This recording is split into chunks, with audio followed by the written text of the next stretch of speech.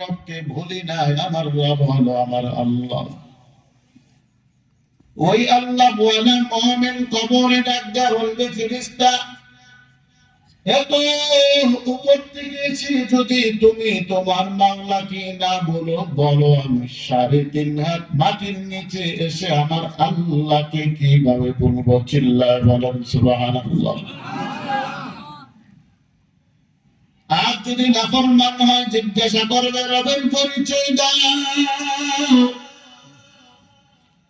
নাফরমান বলবে লা আদিরি, আমি আমার রবকে চিনি না, রব কি জিনিস আমি জানি না।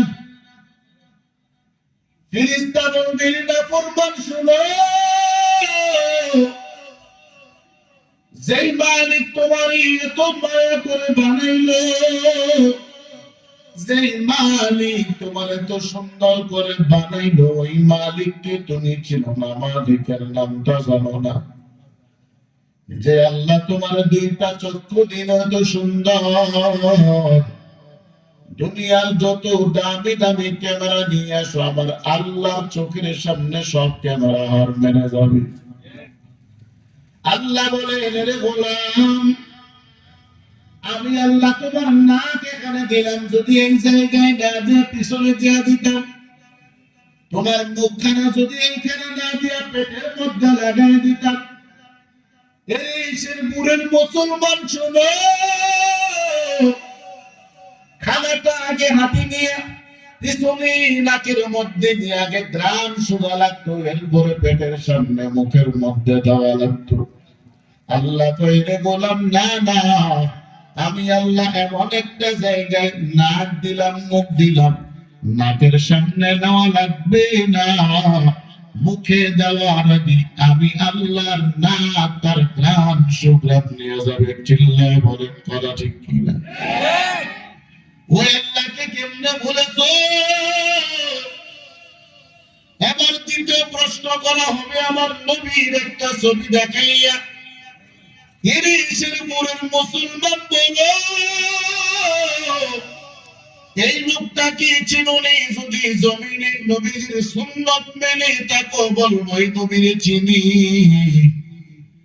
যেই নবীর জন্য দাড়ি রাখলাম, যেই নবীর জন্য টুপি লাগাইলাম, জামা লাগাইলাম, কত নাফরমান দাড়ি রাখার কারণে জঙ্গিবাদ বলে গালি দিয়েছে, কত নাফরমান নামাজ পড়ার কারণে, তাবলীগ করার কারণে মৌলবাদ বলে গালি দিয়েছে। এই শেরপুরের মুসলমান আল্লাহর কসম, জঙ্গিবাদ বলে গালি দেয়, মৌলবাদ বলে গালি দেয়, এরপরও অঙ্গুরে নিয়ে ঠাট্টা মস্কারি করে, এরপরও কোনদিন নবীর সুন্নাত ছাড়ি না, নবীর সুন্নাত জিন্দা রেখে রেখে কবরে চলে আসছি।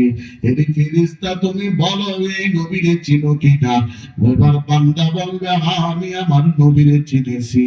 আর যদি নবীর সুন্নাত মেনে না থাকো, আল্লাহর কসম ওই দিন নবীর ছবি দেখার পরে বলবা লা আদিরি, আমি ওই লোকটাকে জীবনে কোনোদিন দেখি নাই, নবীরে কোনোদিন আমি চিনিও না। এবার 3 নাম্বার প্রশ্ন করা হবে, ধর্মের পরিচয় দাও।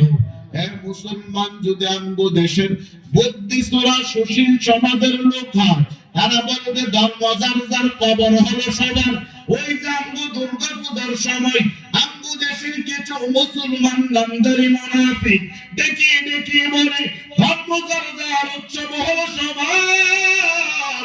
আমি বলি এরে ধর্ম পূজারীরা বলো, ঈদের সময় ঈদ উল আজহার সময় কেন বলো না ধর্ম যার যার, গুরু জবাই সবার? বলে এগুলো বলে লাভ নাই, কারণ আমরা তো ক্ষমতা চাই, ক্ষমতায় যাইতে গেলে ইন্ডিয়ার দাদা বাবুদেরকে খুশি করা লাগবে। কথা ঠিক কিনা? আছে কি নাই? শেরপুরের যুবক বলো মুসলমানদের দুর্গা পূজায় যাওয়া হালাল না হারাম? আরো জোরে বলেন। এর পুরো পূজা যায়নি।